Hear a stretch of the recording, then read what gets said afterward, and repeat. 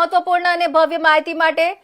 તો હવે સમાચારમાં આગળ વધીએ અને વાત કરીએ આપણે જામનગરની। તો વડાપ્રધાન નરેન્દ્ર મોદીના આગમનને લઈને જામનગરના લાલ બંગલો ખાતે યોજાયેલા જનસભા સ્થળે ભારે ઉત્સાહ અને ઉમંગનો માહોલ જોવા મળ્યો હતો।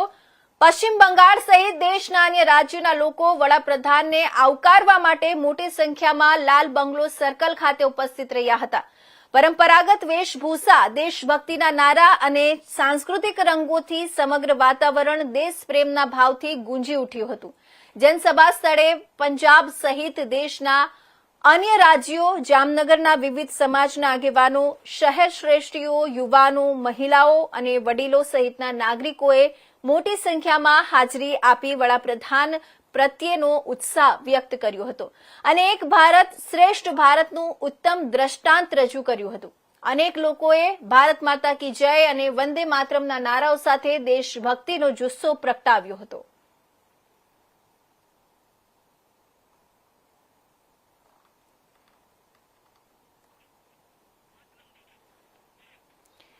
તો જામનગરની વાત કરીએ તો વડાપ્રધાન નરેન્દ્ર મોદીનું જામનગરમાં ભવ્ય